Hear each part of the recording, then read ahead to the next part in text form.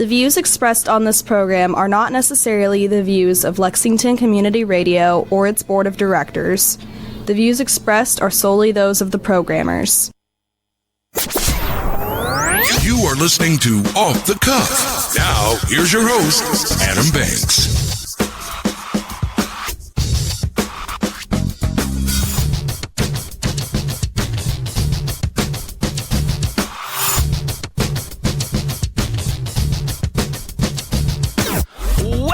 To Off the Cuff. I am Adam Banks coming at you live from Lexington, Kentucky. Thank you for listening to the show, and thank you for tuning in to WLXU 93.9 FM. In addition to listening to us on the radio, you can check out our Facebook live stream at Off the Cuff with Adam Banks, or you can stream the show live from anywhere in the entire world at radiolex.us.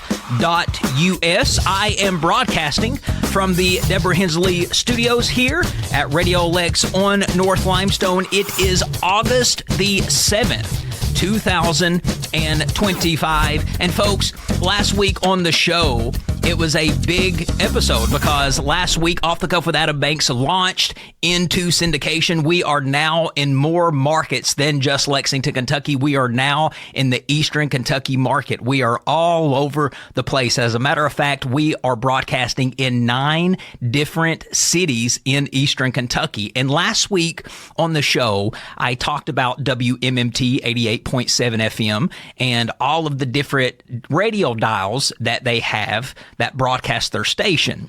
And they are located out of Whitesburg, Kentucky. And last week on the show, I gave some fun facts about the city of Whitesburg, Letcher County in general, and what I would like to do, since we are broadcasting in so many different areas as of last week, I want to kind of just inform all of our new listeners about the new towns that we broadcast in. And one of the towns that we broadcast in now is Whitesburg. So last week, I started the show giving the audience some Whitesburg, Kentucky facts. Well, also, today on the show, I would like to talk about another city that we are now broadcasting in, and that is still on WMMT, but it is on 89.5 FM in Prestonsburg, Kentucky. So I would like to do a deep dive into each one of our new broadcast cities. Last week we did Whitesburg. This week I would like to talk about Prestonsburg, Kentucky. Hello to all my Prestonsburg, Kentucky listeners out there.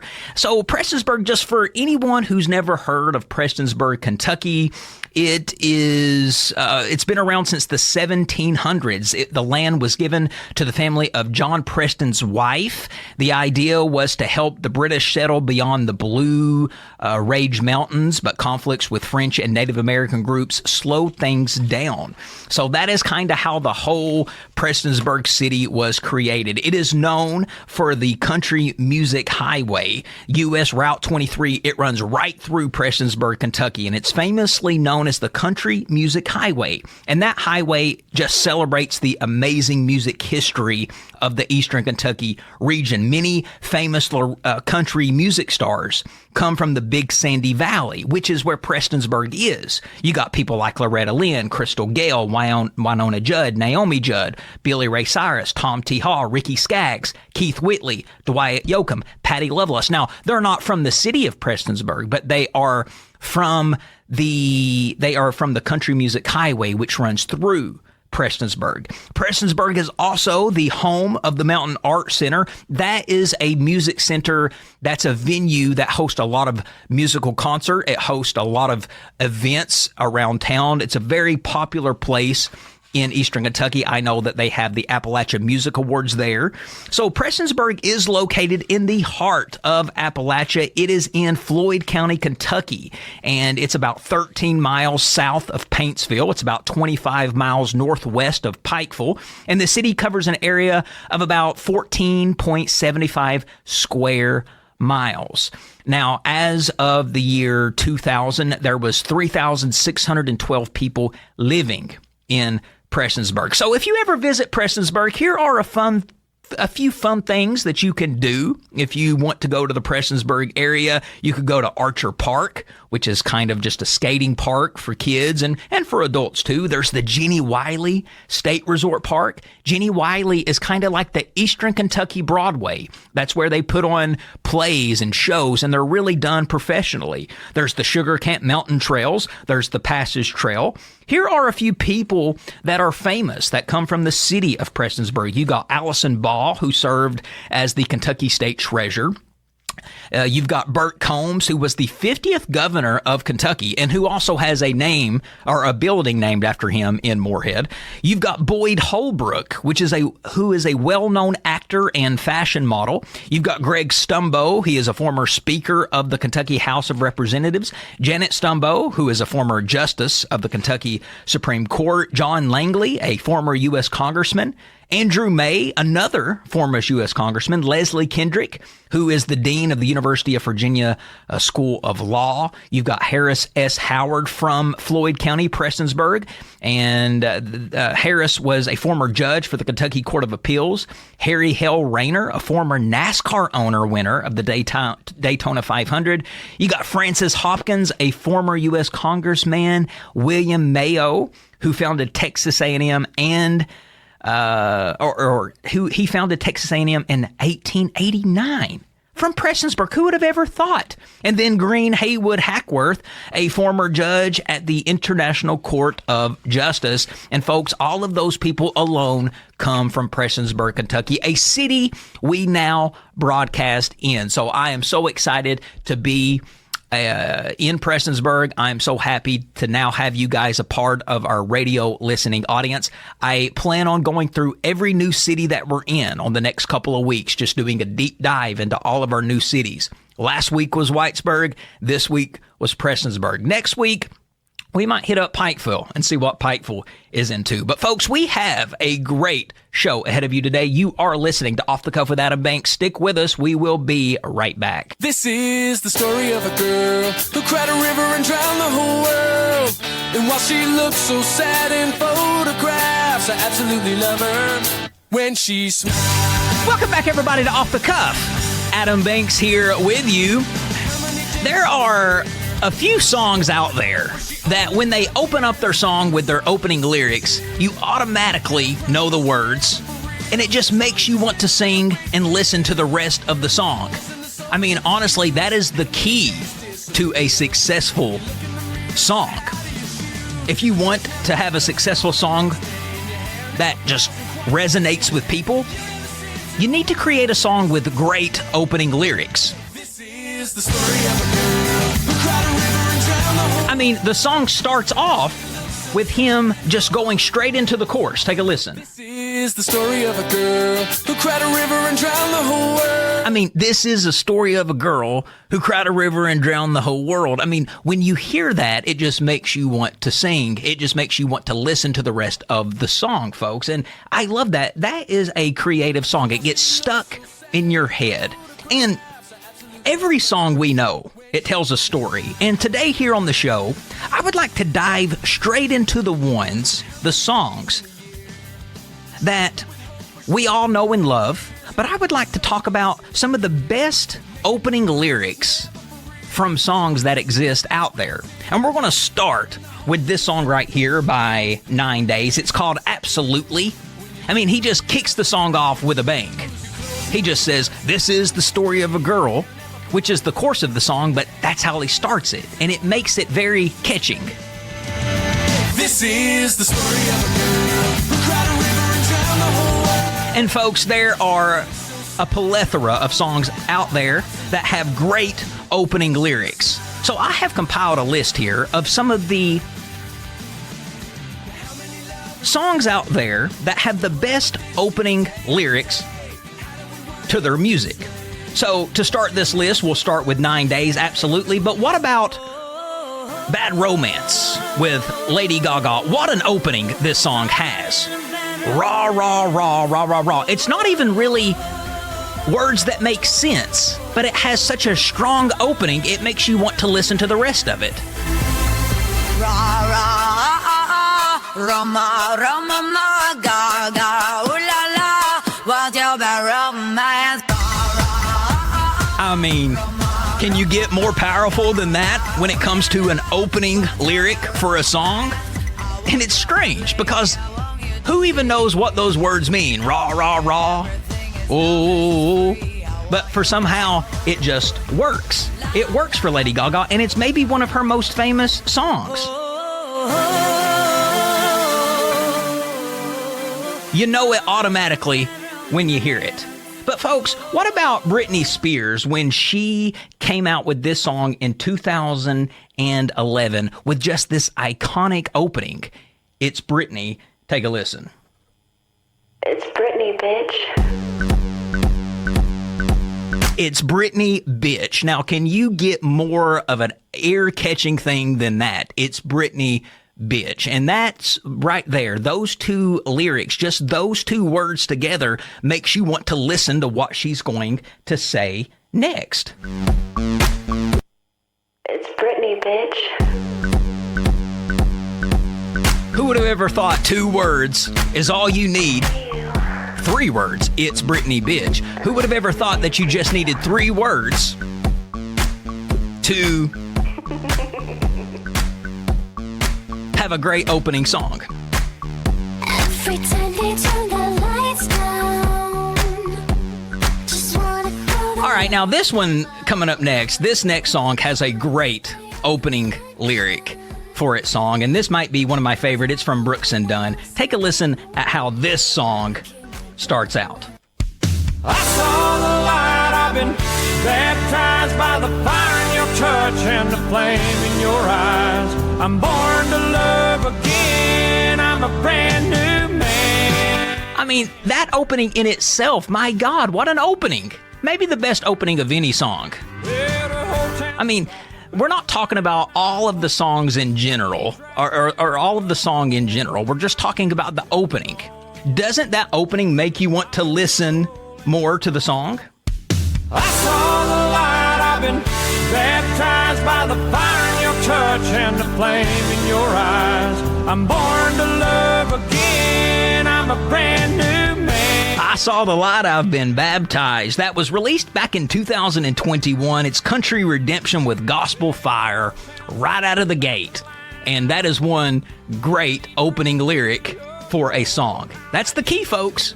If you really want success with a song, have a great opening lyric. Okay, what about Smash Mouth with All Star? He once told me the world is gonna roll me. I ain't the sharpest tool in the shed. She was looking kind of dumb with her finger and her thumb in the shape of an L on her forehead. I mean, right out of the gate, he just goes straight into the story. There's no music to start the song. He just goes straight into the lyrics. Take a listen. Somebody once told me the world is gonna roll me. You also got Eminem with Lose Yourself. And Eminem, he does start his song with some music, but we're talking about opening lyrics. And this opening lyric from Eminem, look, if you had one shot, one opportunity, it makes you want to listen to what he's going to say more, and it makes you invested into his story to hear what the rest he has to say. It was released back in 2002. Take a listen at the opening lyrics of this song. Look, if you had one shot, one opportunity to seize everything you ever wanted in one moment, would you capture it? Just let it slip. Yo. His palms are sweaty, knees weak, arms are heavy. There's vomit on his sweater already. Mom's spaghetti, he's nervous, but on the surface he looks calm and ready to drop bombs. But he keeps on forgetting what he wrote down. The whole crowd goes so loud, he opens his mouth, but the words won't come out. He's choking. I love it. Out. Everybody's joking now. The clock's run out. Time's up. Over. Plow. Snap. And there you go, folks. He's got you invested. He's got you hooked. It's the gold standard for high-stakes motivation. It's urgent. It's raw. It's a great way to start a song. Well done, Eminem. Now, this is also one of my favorites. This is from Sir Mix-a-Lot. This is one of the best opening lyrics to a song. Oh, my God, Becky, look at her butt. It is so big. She looks like one of those rap guys' girlfriends. But, you know, who understands those rap guys? They only talk to her because she looks like a total prostitute, okay? I mean, her butt is just so big. I can't believe it's just so round. It's like out there. I mean, gross. Look. She's just so black. I like big butts and I cannot lie. You other brothers can't. And there you go, Sir Mix-a-Lot, with just a little opening of I like big butts and I cannot lie. What an opening and what an attention-getting lyric to say to get everybody hooked. I can't stop staring. Oh, baby, I want to get hooked up and take your picture. My homeboys try- Absolutely awesome. Okay, so now we've got this one right here from Sublime. I think that they've got a really cool song that starts out with some really cool opening lyrics. Take a listen at Sublime's What I Got. In the morning, rising to the street, light me up that cigarette, and I'll strap shoes on my feet. Got to find the reason things went wrong.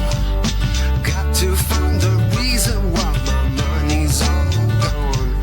I got a Dalmatian, I could still get high. I can play the guitar like a What an opening. I mean, that just oozes cool, don't it? It just oozes cool from Sublime. It was released in 1996. It's got chill vibes. It's got street wisdom, and it's pure 90s. And what a way to start a cool song with some cool opening lyrics. Now, you are very familiar with this next artist because he has been in the news lately. But man, was this song of his a song that had great opening lyrics. I mean, that was it, folks. All aboard was all he needed to say to get everybody instantly in tune with the song he's about to sing. You can instantly recognize who sings this song and what song this is from the opening of the song. Just those two words, all aboard.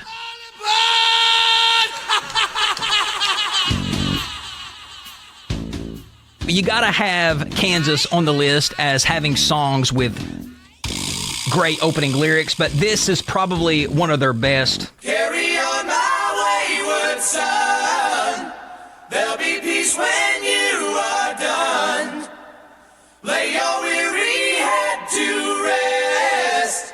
Don't you cry no more. Great opening lyrics from Kansas. That was Carry On My Wayward Son, released in 1976. This is a good rock drama song. It's got a philosophical edge to it. Really good opening lyrics. Makes you want to sing along right from the beginning. Now, what about this rap song by Sugar Hill Gang? This is called Rapper's Delight. And they had really great opening lyrics for this song. And this, just because of their opening lyrics, made this one of the most popular songs that they ever released. Take a listen.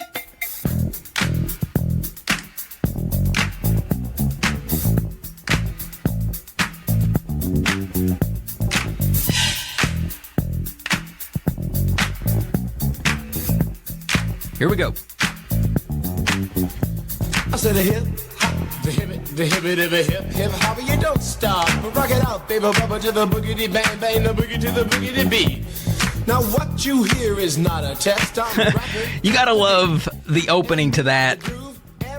It was a song from the late 70s, early 80s. I said a hip hop, the hippie to the hip hop pop. All right, now this next one is from Panic at the Disco. And this is a song that's very catching just because of the opening lyrics. Take a listen from I Write Sins Not Tragedies from Panic at the Disco. Oh, well imagine as I'm pacing the pews in a church corridor, and I can't help but to hear, no I can't help but to hear an exchanging of words. What a beautiful wedding, what a beautiful wedding, says a bridesmaid to a waiter. Yes, but what a shame the poor groom's bride is all. I chime in with a haven't you people ever heard of closing a damn door? No, it's much better to face. What What about Bohemian Rhapsody as a song with great opening lyrics? It starts off with Queen just kind of doing this opera type little session in their song, and you don't really know where they're going with it. And then you have Freddie Mercury start off the song with some of the most powerful lyrics that he ever sang. I'm just a poor boy. I need no sympathy. Because I'm easy come, easy go. Little high, little low. Gotta love it.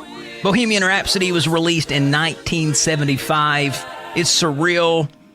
It just pulls you in right from the beginning. And yes, some would say that the opening of the song was what we just heard, but sometimes radio stations started the song here, which still makes it good lyrics.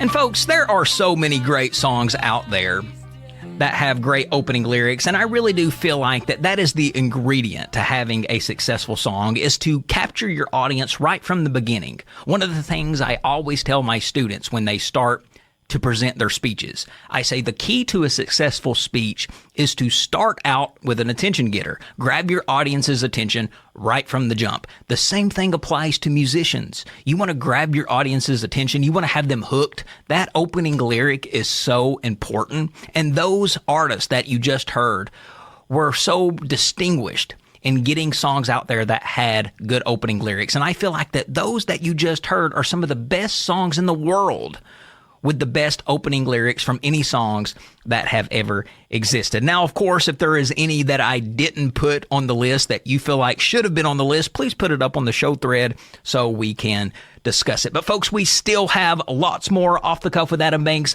coming your way after these words. Stick with us. We'll be right back. Imagine me and you, I do.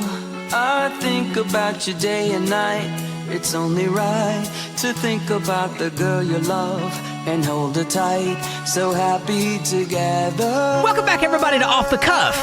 Adam Banks here with you. Folks, I watched one of the most strange movies I've watched in a long time, and I watched it on theater. The movie was called Together, and it starred it starred Dave Franco and his wife, Allison Brie. They're a real life couple.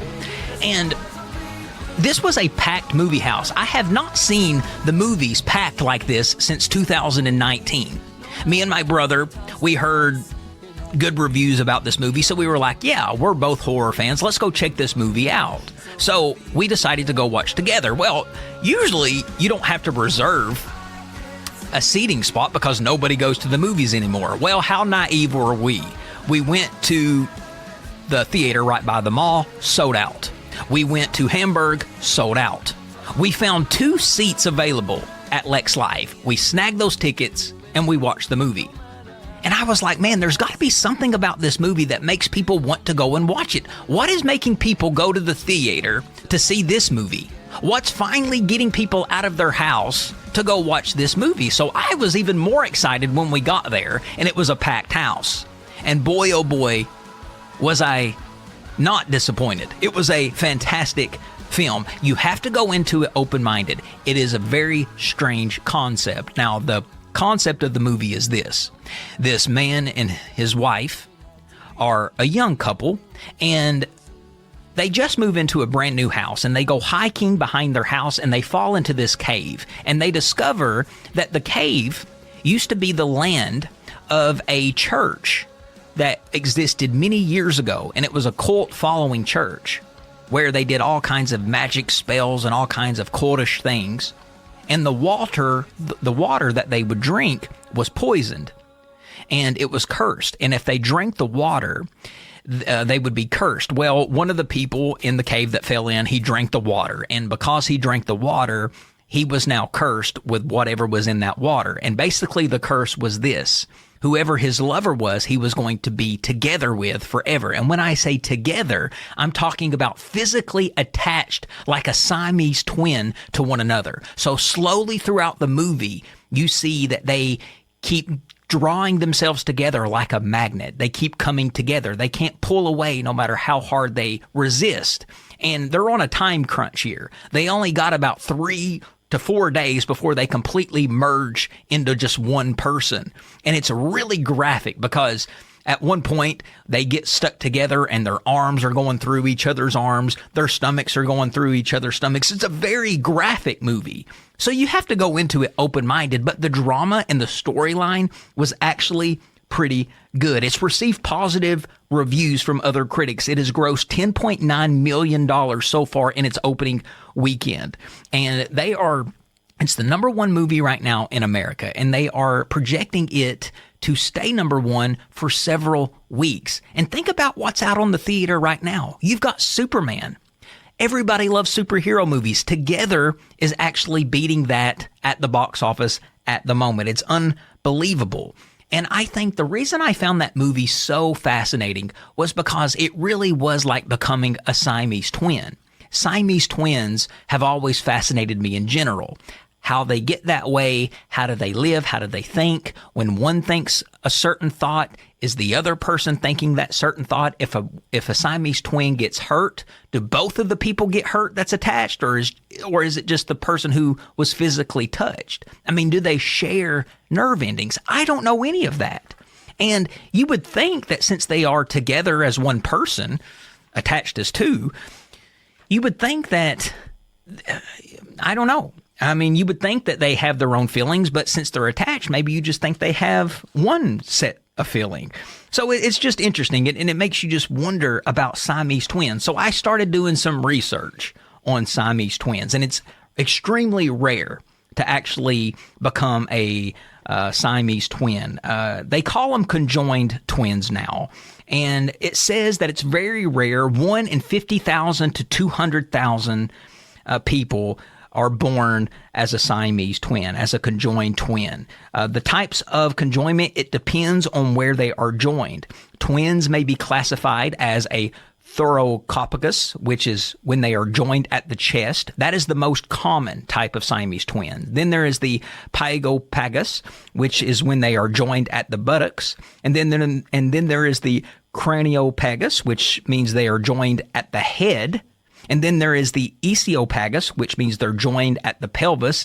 And there is the paragopagus, which means they are side by side, often sharing legs or pelvises. So many conjoined twins, they share vital organs, it says. They share things like the liver. They share the same heart. They share the same brain. And this is why it makes surgery very complex and makes it very risky. Because when you're trying to separate two people that share a brain, that's going to get risky. That's going to get messy. It also says here that Siamese twins, conjoined twins, are not always identical. Even though they're conjoined twins, they're not always identical. They can have different personalities, different preferences, and sometimes even different immune systems, which is wild. It says here that conjoined twins, they have different dreams, even though that they share the same brain. Some conjoined twins report having the same dreams. It says they have asynchronous feelings. One twin might feel ticklish in a spot, and the other might not feel ticklish in that same spot. It says that they do have conflicting desires. Ethical dilemmas arise when twins disagree about medical treatments, schooling, or religion. Think about that, folks. Think about if your life, you were attached to somebody else. And let's say that the person you were attached to believed in a different God than what you believed in. You thought that God was Jesus Christ, and your other twin thought that God was Muhammad. That's going to cause a problem when both people who share the same body, that share the same life, have two different religious views. But it can happen. And that is wild. It is absolutely amazing. I would love to interview a set of conjoined twins. There are so many things that I would like to talk to them about. So many questions that I would like to ask them. So maybe one day in the future that could happen. But I found that movie to be completely a slam dunk. It was really good. when you watch the preview, you might think this is going to be a silly movie. This is going to be stupid until you watch it. Appreciate the storyline. It was really good. It was really well done. It was really well acted, edited, directed. And I give it a 5-star rating. I really do. I think that Together was a really good movie. But folks, this seems like a great place to take Off the Cuff's Song of the Week. And we've not played hip hop in a while. So how about a little hip hop? Let's play a little Drake with What Did I Miss? And folks, after the song, we'll be back. Surprise me last time I looked to my right. A staple of children's entertainment in Lexington has closed its doors after 40 years. Chuck E. Cheese announced the Lexington location has officially closed. A lot of people think it's called Chuck E. Cheese, like 2 words. No, it's called Chuck E, the letter, and then Cheese. E is his middle name. Cheese is his last. So it's Chuck E. Cheese. And Chuck E. Cheese has been in Lexington since 1991. It was a staple for children. I grew up wanting to always go to Chuck E. Cheese. We never had one. There was not many locations in Kentucky that had a Chuck E. Cheese. The closest location to where I was from was the Lexington location. So when I was a kid, when I wanted to go to Chuck E. Cheese, it was at the Lexington location. And for a while, Chuck E. Cheese has been on the down, I would say just the decline. Gaddytown used to be the little brother of Chuck E. Cheese, and it seems like more people go to Gaddytown than they do to Chuck E. Cheese. And then with the erection of so many adult places like Dave & Buster, a lot of people don't even fool with Chuck E. Cheese. And now you've got all of these arcades. Here in Lexington, you've got Lex Live. You've got, what's that called? Main Event. You've got Malibu Jacks. Those places are Chuck E. Cheese on steroids. So why would you waste your money going to Chuck E. Cheese when you have all of these other elaborate 2.0 places? So the writing was on the wall for that restaurant. And it's just really sad that a lot of people, a lot of kids probably will grow up never having eaten Chuck E. Cheese. It's amazing. They say, quote, "Thank you for being a part of our Lexington story." It says, "We'll always remember the community and joy you brought to our doors." And that was from Chuck E. Cheese himself. If you want to go to Chuck E. Cheese now, the closest location is in Louisville, Kentucky. It's not completely closed down as a business, but the Lexington location is now officially closed. But folks, we still have lots more Off the Cuff with Adam Banks coming your way after these words. Stick with us. We'll be right back. I'm an American soldier, an American. Beside my brothers and my sisters, I will proudly take a stand. When liberty's in jeopardy, I will always do. Welcome back, everybody, to Off the Cuff. Adam Banks here with you. It's amazing when I play my music through my phone and then people still call me when I'm on the radio, knowing that I'm on the air. Will teach me to keep the FaceTime turned on during the show going forward. But welcome back, ladies and gentlemen. Last segment of the hour. Folks, today's national holiday is Purple Heart Day. My great-grandfather, he was the owner of a Purple Heart. Purple Heart Day is celebrated on August the 7th of every year. It's a day for Americans to remember and honor the men and women who bravely represented their country and were wounded or killed while serving. George Washington creates the Purple Heart Award to commend soldiers in 1782. So it's been around since the 1700s, and it was George Washington, the very first president, who gave out this medal, a medal that is still given out today. It says here that in February of 1932, the award was forgotten about until now, on George Washington's 200th birthday. In 1932, that was the year the Purple Heart recipients were able to join the newly formed Military Order of the Purple Heart. Purple Heart Day was established in 2014. So why is the Purple Heart purple? Have you ever wondered that? Why is the Purple Heart purple? It says the color is meant to represent bravery. The Purple Heart is, in fact, the oldest military decoration presented to service members. So when you see somebody having a Purple Heart, when you see a veteran or a soldier that is carrying a Purple Heart or has a Purple Heart in their possession, that is a brave man. You don't get that medal for any old reason. It's an act of bravery that the president feels like you deserve. You deserve an honor, a medal for your act of bravery. The award was always meant to be a figure of a heart in purple cloth or silk edge with narrow lace or binding. The Purple Heart, it says, it's a Purple Heart sells for $30 at a military base. They are meant for recipients simply looking for a replacement. So they will replace your Purple Heart for $30 if you own a Purple Heart and want to replace it. You can't obviously go and buy a Purple Heart. You have to be given. You have to earn that medal. So what does a Purple Heart mean? Like I said, it means bravery, but a Purple Heart is a distinction, and it means a service member has greatly sacrificed themselves or they paid the ultimate price while in the line of duty. A few fun facts about the Purple Heart. It says an unknown soldier from Michigan who served in Afghanistan pawned his Purple Heart for cash. Now that's pretty pathetic. That one of the greatest honors that you can receive in the military, you pawn. Guy must have been really down on his luck, must have been down.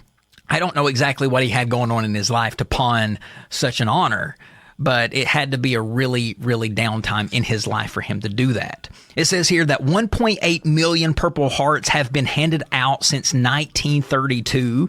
In total, there are 45,000 members of the MOPH today. An accurate list of names who were awarded Purple Hearts no longer exist. And then finally, a female lieutenant, Annie G. Fox, received a Purple Heart during World War II for her work on Pearl Harbor. Like I said, my great-grandfather was the owner of a Purple Heart, and I remember at his funeral they had a frame of all of his medals that he earned while in the military. And I remember briefly asking him when he was alive what he did in the military to earn that medal. I'm not really sharp on the story, so I don't want to misspeak, but I believe he was captured, and I believe that he escaped, and somehow him escaping it helped his base, and it helped him, and it helped the country. So by him escaping, he was awarded the Purple Heart for his bravery. And so all of you people who serve in the military and you've earned a Purple Heart, you guys are the real heroes.